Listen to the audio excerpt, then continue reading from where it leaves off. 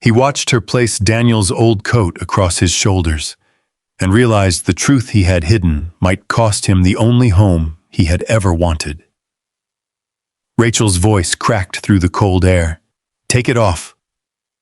The wind rattled the loose barn door as snow hissed across the yard. Jonas stood frozen in the worn brown coat, unable to speak while another rider whispered his real name. Why did that single name change everything between them? Share where you're watching from as we begin. The rain had not yet reached Dunn Farm, but Rachel could smell it coming over the blue pine ridge. Cold wind moved through the uncut grain, bending the pale stalks in long, restless waves. A loose shingle scraped across the barn roof. Down by Willow Creek, the north fence leaned so badly that one more hard storm might lay it flat. The wind pump turned with a rusty groan, but no water came through the pipe. Inside the farmhouse, Rachel Dunn counted the same coins twice. $6.43. Beside them lay a folded notice from the county bank. She had read it enough times to know every line, though the figures still seemed to shift whenever she looked away. Rachel slid the notice beneath Daniel's old farm ledger, just as 3 slow knocks sounded at the door. She remained still for a moment. Travelers rarely came this far off the Harmony Road. Men from town usually rode through the gate without knocking, as if a widow's land required no invitation. The knocks came again. Rachel opened the door, but kept one hand on the frame. A tall man stood on the porch. His brown coat was frayed at the cuffs, his trousers patched at one knee, and his boots dark with dried mud. A shapeless hat sat low over his eyes. He carried no rifle, no bedroll worth mentioning, and there was no horse tied near the gate. "Ma'am," he said, removing his hat. "Name's Nate Carver." His voice was calm, too calm for a man who looked one meal from hunger. Rachel's eyes moved over him once. "What do you want, Mr. Carver?" "Work if you have it. I came down from Washington Territory. Thought I might find harvest labor before winter." "What happened to your horse?" The question landed harder than he expected. "Sold him for food a few weeks back." Rachel looked beyond his shoulder toward the muddy road. A mile away, hidden in a stand of pine beneath the ridge, a fine black gelding waited beside a saddlebag containing polished boots, clean clothes, a silver watch, and papers bearing the name Jonas Ashford. The richest cattleman in Harmony Valley stood on Rachel Dunn's porch dressed like a man with nothing. Months earlier, Jonas had watched Rachel outside the Harmony Mercantile. Storekeepers had hurried to carry his parcels. Mothers had found reasons to introduce their unmarried daughters. Rachel had passed through the crowd without slowing. She had loaded her own feed sacks, glanced at him once, and driven away. That single indifferent look had stayed with him. Now Rachel stepped onto the porch and pointed toward a fallen fir behind the barn. "There's a maul beside the woodpile, the handle's loose." Jonas followed her gaze. "If you want supper," she said, "you can begin by splitting the wood that cooks it." She did not ask for promises. He removed the brown coat and went to work. From the porch, Rachel watched him examine the maul before swinging. He tightened the head with a wedge of cedar, chose the grain of each log carefully, and stacked the split wood on crosspieces so rainwater would pass beneath it. His hands bore old rope scars. His shoulders moved with the steady rhythm of a man long accustomed to cattle, fences, and unforgiving weather. But his speech had been measured, his back too straight. Even hungry men usually looked at a warm doorway longer than he had. Rachel noticed these things. She said nothing. By sundown, the fir was split and stacked. The first drops of rain struck the packed earth between the house and barn. Rachel inspected the pile, then faced him. "You can sleep in the loft. 3 meals when I have enough to make them. I cannot promise wages every week." "I understand. No drinking here. You stay out of my bedroom, and you do not touch anything that belonged to my husband without asking." Jonas nodded. "This farm is mine," she continued. "If you move a fence, repair a gate, or change the way something is done, you speak to me first. Yes, ma'am. Ashford Ranch pays proper wages. They're always hiring hands. Jonas looked across the worn fields, the sagging fence, and the farmhouse lamp glowing behind her. I'd rather work where the work matters. For the first time that day, part of his answer was true. Rachel served beans, fried potatoes, cornbread, and the last slices of cured pork from the smokehouse. Jonas ate quietly at the edge of the kitchen, then lifted his plate and turned toward the back door. "Where are you taking that?" Rachel asked. "To the barn. Thought I'd stay out of your way." She pointed to the empty chair across from her. "No one eats alone on my place. Sit down and eat like a person." Jonas stopped. The table had been built by Daniel Dunn. Its surface carried knife marks, a dark burn near one corner, and the faint outline of years spent between two people. Rachel bowed her head briefly before eating, then pushed the larger piece of cornbread toward him without a word. Jonas owned a dining room long enough to seat 20. Most nights, only one chair was used. Later, lying in the hayloft while rain ticked against the roof, he watched the farmhouse lamp disappear through a crack in the boards. "No one eats alone," he whispered. For the first time, he wondered whether he had come to test Rachel Dunn, or because he could no longer bear the silence of his own house. Near midnight, the barn door opened. Rachel entered carrying an extra blanket. Jonas closed his eyes and kept his breathing slow as she climbed halfway up the ladder. She placed the blanket near his boots, then paused. The worn leather covering one boot had separated near the heel. Beneath it showed a narrow strip of leather too fine and costly for any penniless drifter. Rachel touched it once. Then she looked toward the dark road beyond the barn. She left without waking him. By morning, she had decided not to access. Not yet. By the second week, Nate Carver had learned the sounds of Dunn Farm before daylight. The loose barn hinge gave one untired complaint when he opened it. The milk cow struck the side of her stall twice before feeding. Somewhere beyond the orchard, Willow Creek moved over stones with the low, steady noise of distant wagon wheels. Rachel often found him working before she had finished grinding the coffee. He reset cedar posts along the north pasture, sharpened Daniel's neglected tools, and cleared stones from the lower field. He never changed anything without asking. When they reached a crooked fence near the orchard, he rested both hands on the post and looked toward her. Where did Daniel mean this line to run? Rachel studied him. Men had come after Daniel died with advice she had not requested. They spoke of the farm as though widowhood had loosened her claim to it. Nate waited for her answer. "Straight toward the cottonwood," she said. He nodded and set the post where she pointed. The old wind pump failed during a dry stretch in October. Its blades turned, but the pipe gave only a hollow cough. Rachel had already rolled 2 barrels toward the wagon when Nate climbed the tower. He found a split leather seal and a bent connecting rod.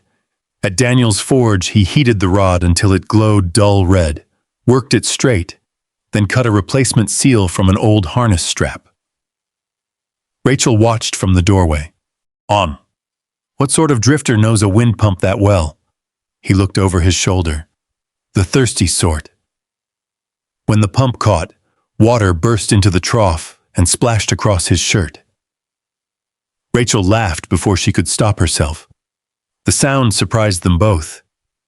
Nate stood dripping beside the pipe, looking at her with an expression that made the yard feel suddenly smaller. Rachel turned toward the house. After that, 2 coffee cups began appearing beside the stove each morning. She told herself it was practical. A man worked better when he was warm. Still, when Nate came in late after checking a sick calf, he found his cup covered with a saucer to hold the heat. He touched the rim, but did not drink at once. That afternoon, Jonas walked beneath the blue pine ridge to where his black gelding remained hidden. He opened the saddlebag and drew out his silver watch. The initials JA flashed in the sun. For one moment, he imagined returning to Dunn Farm in his own boots and clean coat. He imagined setting the watch on Daniel's table and telling Rachel everything. Then Clarissa Vale's voice returned from 20 years before. A woman can endure a great deal for 11,000 acres. He closed the watch. His father had left him a modest cattle spread. Jonas had built the rest through long drives, winter losses, water claims, and years when sleep came in a saddle more often than a bed. Clarissa had seemed different from the others. 2 weeks before their wedding, he heard her laughing with her sister behind an open parlor window. She spoke of his land as though marriage were a price she could tolerate. Jonas ended the engagement the following morning. He never told her why. He returned the watch to the saddlebag and walked back to Dunn Farm, carrying the lie with him. The first hard storm came down from the mountains 3 days later. A section of fence broke near Willow Creek, and 3 cattle pushed toward the rising water. Rachel and Nate rode out together through sleet and wind. Rachel's mare slipped on the muddy bank. Nate caught the reins, hauled the horse sideways, and took the strike of a broken branch across his shoulder. They brought the cattle back before dark. Inside the barn, Rachel cut open his wet sleeve. Beneath it were old rope burns, a healed horn scar, and the hard muscle of a man who had spent years around difficult stock. "Where did you learn to handle cattle like that?" Nate looked past her toward the rain. "On a place I no longer belong." The answer sat between them. That evening, frost gathered along the windows. Rachel saw him outside chopping wood in the frayed brown coat, his hands stiff with cold. Inside the kitchen, Daniel's wool coat still hung from its peg. The cuff bore Rachel's careful repair. A small stain near the pocket came from orchard soil during Daniel's final spring. She stood before it for a long time. Then she carried it outside. "Daniel was close to your size." Nate did not reach for it. "I can manage." "Cloth should warm the living," Rachel said, "not gather dust for the dead." He accepted the coat slowly. When he put it on, the sleeves fit. Rachel turned away. For one brief second, the sight of another broad-shouldered man in Daniel's coat opened something she had worked hard to close. Nate began removing it. "Keep it on," she said. He stopped. Grief does not get to decide who freezes. At the Harmony Mercantile the next week, 2 cattle buyers noticed his patched trousers. One laughed that Rachel had begun collecting strays. The other asked whether a woman alone ought to trust a man who owned less than his boots. Rachel set down a sack of feed. "This man has done more honest work on my farm in 6 weeks than either of you has done honest speaking in your lives." The porch went quiet. Jonas stood beside her wearing Daniel's coat. Had the men known his name, they would have removed their hats. Rachel defended him because she believed no such power stood behind him. That evening, rain struck the barn roof while they sat near the sick calf. Rachel spoke of Daniel at last, of the drought, of the loan, of the rooms she had left unchanged because moving one chair felt too much like admitting he would never return. Nate said softly, "A house can remember someone without becoming their grave." Rachel looked at him. Rachel looked at, "Did you lose someone?" "I trusted a woman who made me ashamed of trusting her." "Being deceived does not make trust shameful," Rachel said. "It makes the deception shameful." His hand closed around the edge of Daniel's coat. He almost confessed. Instead, he looked toward the calf. Later, Rachel fell asleep against a bale of hay. Nate covered her with his blanket and moved several feet away. When she woke, he was still there, watching over the calf. On the walk back to the house, she took his hand to cross a muddy place. She did not release it when the ground became firm. Neither of them mentioned it. The next morning, a rider from the county bank arrived with a sealed notice. Rachel read the first line, gripped the table, and sat down. The mortgage on Dunn Farm was due in 30 days. Jonas saw the amount. It was less than he spent maintaining one breeding barn in a year. Rachel folded the notice with careful fingers. "We may have only 1 month left here," The words settled into the kitchen like the first frost. Rachel folded the notice with slow, careful hands and slipped it back beneath Daniel's ledger. She did not cry. She did not complain. Instead, she rose from the table, poured the last of the coffee into 2 cups, and carried one to Nate without looking directly at him. He accepted it quietly. The cup felt warm. The silence felt heavier. For the next several days, the farm changed in small, painful ways.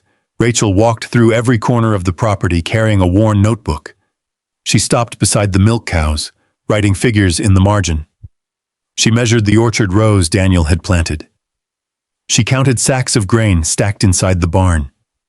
Even the wagon received a careful inspection. Late one afternoon, Jonas found her sitting on the porch with Daniel's receipts spread across her lap. She whispered numbers to herself. 2 cows. Her pencil moved. The wagon. She paused again. The forge. The pencil stopped altogether. Jonas watched from the yard before climbing the steps. You don't have to sell everything. She looked up. The debt belongs to this farm. I could ride into harmony with you? Rachel shook her head. You've already earned more than I can pay. He searched for words that would not betray him. Some work isn't measured in wages. Rachel studied his face. There was something behind his eyes that had not been there when he first knocked on her door. She almost asked. Instead, she folded another receipt. The following morning, Rachel rode alone into Harmony. The county bank sat across from the general store, its brick walls looking strangely clean beside the dusty street. The banker listened with folded hands. The note comes due in 30 days, Mrs. Dunn. I've never missed a payment. You've missed enough. I need time. I'm afraid time isn't mine to give. She held Daniel's old receipt book in both hands. There must be something. The banker glanced toward the window. A neighboring cattleman has expressed interest in your property. Rachel followed his eyes. Outside, Harlan Voss stepped off the boardwalk after leaving the bank's side entrance. He smiled when he noticed her. Not kindly, like a man already measuring another person's fence.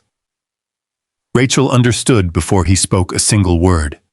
Someone wanted Willow Creek more than they wanted her debt repaid. She rode home before sunset. Jonas saw the answer on her face before she dismounted. They refused? They were never interested in helping. That night, after Rachel's lamp went dark, Jonas climbed the ridge to where his black gelding waited beneath the pines. The horse lifted its head the moment it heard him. Jonas removed his clean coat, his silver watch, and the leather case holding his checkbook.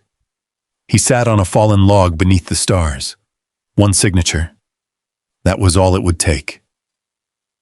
He wrote the amount carefully, enough to erase every dollar Rachel owed. He imagined placing the check beside her breakfast plate. He imagined her surprise. Then another picture followed. Rachel learning that the man she had fed from nearly empty cupboards could have rescued the farm on the first day. The paper suddenly felt heavier than leather. Jonas tore it once, then again. The pieces drifted into the autumn grass. Buying the mortgage without telling her would only become another lie. He stood for a long time watching the scraps disappear in the wind. When he returned before dawn, Rachel was already outside repairing a broken produce crate. I've been thinking, she said. If the bank takes the place, I'll head north. North? Logging camps always need cooks. Jonas tightened one loose nail without realizing he had reached for the hammer. And Daniel's orchard? She smiled faintly. I'll cut one branch from the oldest apple tree. To plant somewhere else? If the tree survives, maybe I'll feel like part of this place survived too. Jonas looked toward the orchard. The farm belongs here. So do I. Then stay. Rachel rested both hands on the crate. I would. She met his eyes. But I won't stay by becoming somebody's charity. The sentence closed every easy path before him. If he helped, it had to leave her standing, not indebted, not rescued, standing. He decided the truth would come before sunset. At Ashford Ranch, however, another story had already begun. For nearly 2 weeks, the owner had vanished. Contracts waited unsigned. Feed wagons stood idle. Boundary disputes grew louder. Letters piled unopened on Jonas's desk. His foreman, Pewitt, had searched every grazing trail between Harmony Valley and the northern range. That afternoon, a ranch hand mentioned seeing a tall stranger wearing a patched brown coat on Dunn Farm. Pewitt rode there immediately. Rachel and Nate were resetting a fence post near the north pasture when hoofbeats crossed the open gate. Pewitt reined in so sharply that dust rose around his horse. Relief reached his face before caution did. "Mr. Ashford." Rachel stopped moving. "There you are, sir." The fence post slipped from her hands. "Whoa, we've had men searching half the valley." The world became strangely quiet. Only Willow Creek could be heard. Rachel turned slowly. "What did he call you?" Jonas removed his hat. "Rachel." She did not move. "What did he call you?" His shoulders lowered. "Jonas Ashford." The name hung in the cold air. She stared at him. "How much land do you own?" He answered without hiding. 11,000 acres. Rachel looked from his face to Daniel's wool coat resting on his shoulders, then toward her weathered barn, then across the fields she had been preparing to sell. She stepped close enough to touch the repaired cuff of Daniel's coat. "I gave you the warmest thing in this house." Jonas lowered his eyes. "I know." "You sat at my table." "I know." "I worried about paying you." "I know." "You listened while I talked about losing everything." Each sentence struck harder than the last. "You made my kindness part of your test." Pewitt quietly lowered his head. Jonas searched for an answer. None came. Rachel stood in the yard until Pewitt quietly turned his horse and rode back through the open gate. Neither she nor Jonas watched him leave. The wind carried dried leaves across the lane where they had worked together only moments before. Rachel drew a slow breath. "You said you would explain." "I will." "You'll explain everything." "I will." She walked toward the porch without looking back. Jonas followed several steps behind. Inside the kitchen, the coffee pot still sat on the stove. 2 cups rested beside it. Rachel remained standing while Jonas removed Daniel's wool coat with careful hands. He folded it slowly across his arm, smoothing the sleeve Rachel had repaired years before. She noticed the respect in the gesture. It hurt more than carelessness would have. He laid the coat gently on the table. Then he removed his hat. "My name is Jonas Ashford." Rachel gave no reply. He spoke quietly. "I came because I stopped believing I could recognize an honest heart." He told her about Clarissa, about the conversation outside the parlor window, about ending the engagement before sunrise, about spending 20 years wondering whether every smile hit a price. He told her how he had first seen Rachel outside the Harmony Mercantile, how she had loaded her own feed sacks without trying to impress the richest rancher in the valley, how that simple moment stayed with him. Then he admitted everything else: the borrowed coat, the hidden horse beneath Blue Pine Ridge, the false name, the first supper. Every day he intended to confess. Every day he failed. Rachel listened without interrupting. Her hands rested against the back of Daniel's chair. When Jonas finished, the room fell silent. Finally, she spoke. "You wanted proof that I could care about the man with nothing." "Yes." She looked directly at him. "Did you ever wonder whether I needed proof I could trust the man?" Jonas lowered his eyes. "No." The answer came without hesitation. "I should have." Rachel nodded once. "I believe you cared." She looked toward the window where the first snowflakes drifted across the yard. "I believe the mornings were real." Her voice became softer. "I believe the work was real. She touched Daniel's folded coat. And that's what makes this so painful. Jonas stood perfectly still. I wanted you to prove you could love a poor man, he said quietly. I never stopped to ask whether I was becoming a man worth loving. Rachel closed her eyes for a brief moment. When she opened them again, they were steady. You will leave today. I understand. You won't speak to the bank. I won't. You won't buy this farm behind my back. I won't. You won't send someone else to do it. I give you my word. She nodded. Then fold the rest of your things. Jonas gathered the few belongings that had belonged to Nate Carver.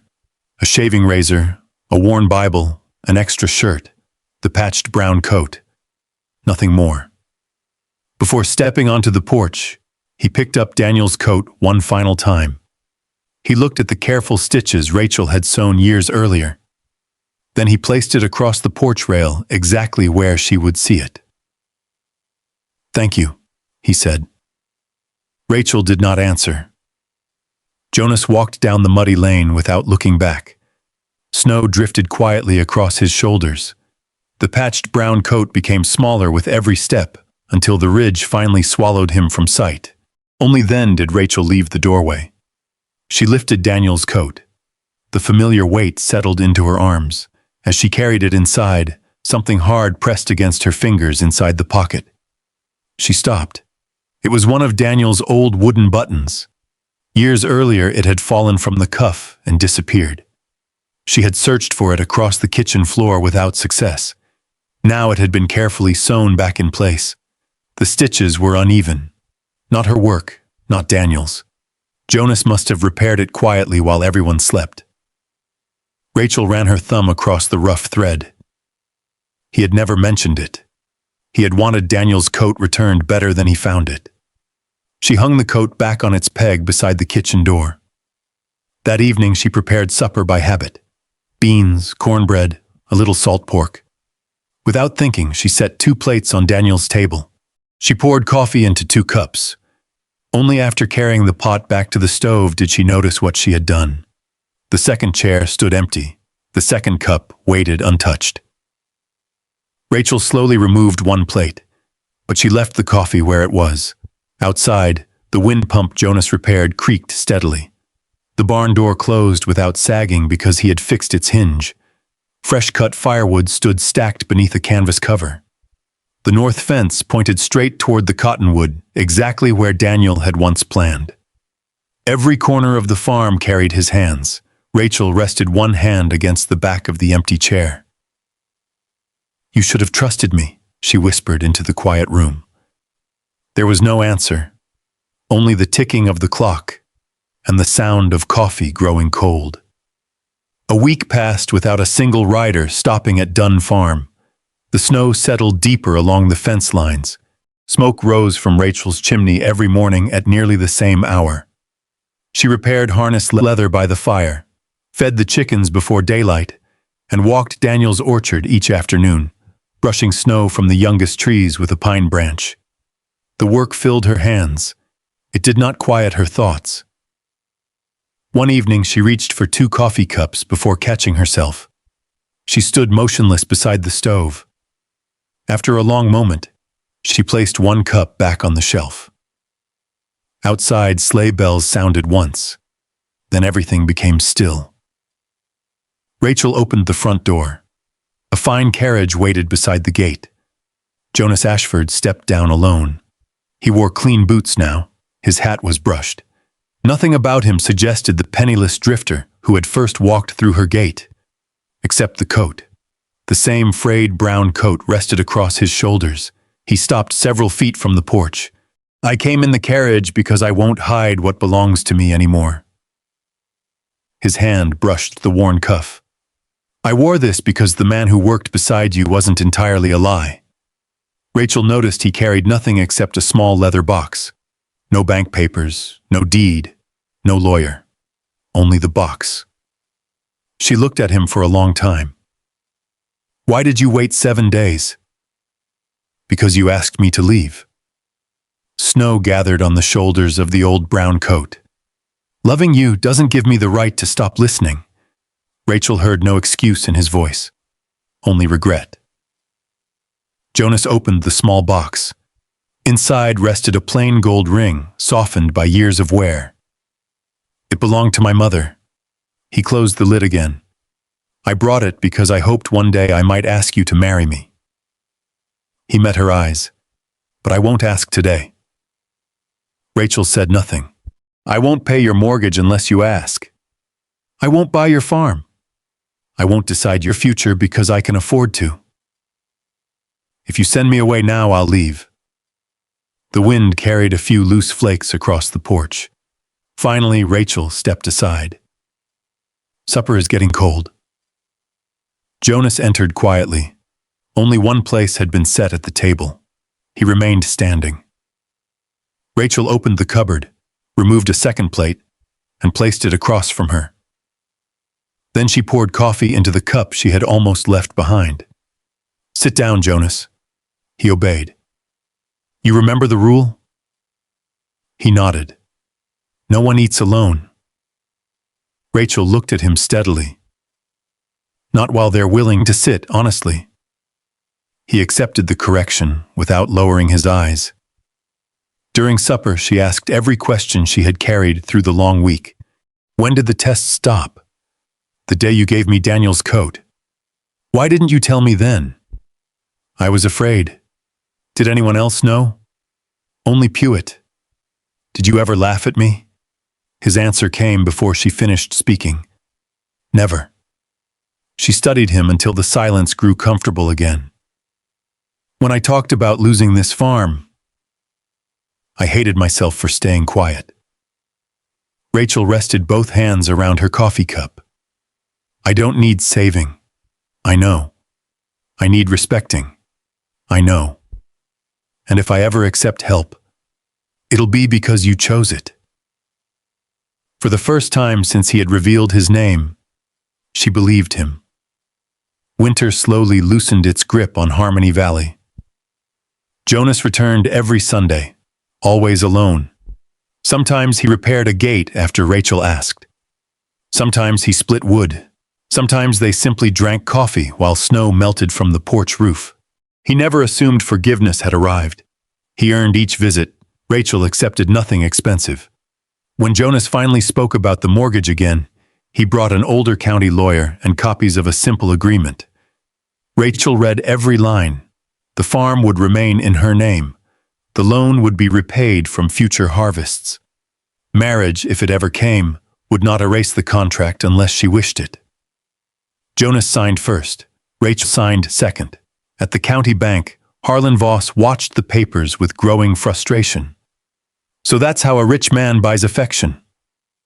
Rachel folded her copy of the agreement. He didn't buy my farm. She met Harlan's stare without raising her voice. He respected that it was mine. Harlan had no answer. By early spring, green buds appeared on the oldest apple tree Daniel had planted.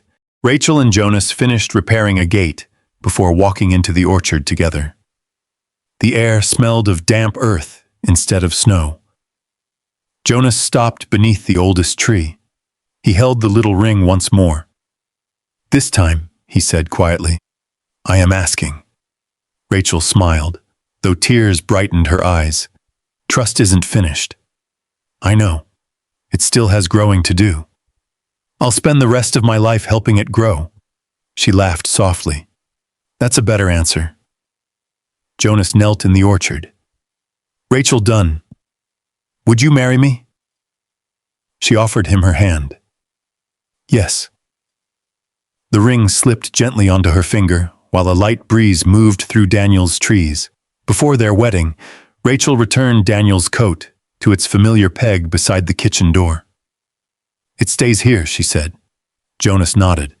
He'll always belong in this house. And so will the memories. Their wedding took place beneath those same apple trees. Neighbors gathered quietly. Pewitt stood among the ranch hands with his hat in both hands. The county clerk smiled as Rachel walked toward Jonas in a dark blue dress she had sewn herself. Years later, Another stranger arrived at Ashford Ranch wearing a thin coat after losing his horse in the mountains. A servant handed him the plate, and the young man turned toward the barn. Jonas stopped him with a gentle smile. He pointed toward the long dining table where Rachel, ranch hands, travelers, widows, and children shared supper together. An empty chair waited. No one eats alone on this place. The young man sat. Rachel looked across the table and touched the plain gold ring resting on her hand. The long room that had once echoed with loneliness was filled with quiet conversation, warm coffee, and people who belonged. Back at Dunn Farm, Daniel's coat still hung beside the door. The second coffee cup rested on the shelf. The frayed brown coat lay folded carefully inside a cedar chest, no longer a disguise. Only a reminder that fear can hide a good man until truth finally brings him home. And from that winter forward, no one who crossed their threshold ever had to eat alone. Maybe that's why this story stays with me. It was never really about 11,000 acres, a mortgage, or even a ring. It was about two lonely people carrying different kinds of fear. One feared being loved only for what he owned. The other feared losing the last pieces of a life she had built with someone she had loved. Neither heart could heal until truth sat down at the same table as kindness. If you had been standing on that porch, would you have opened the door to a stranger?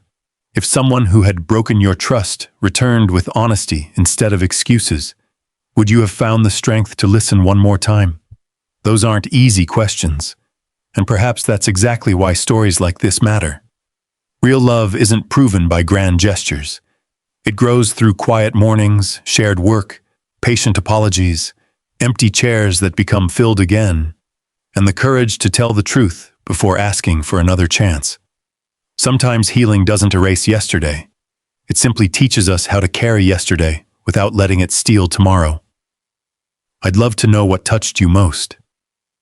Was it Rachel's quiet strength, Jonas's long road toward honesty, or the simple rule that no one should ever eat alone? Share your thoughts in the comments. I'd truly enjoy reading them. And if stories of enduring love, quiet courage, and hope finding its way across the frontier speak to your heart, I hope you'll join me again. There are many more unforgettable journeys waiting just down the trail.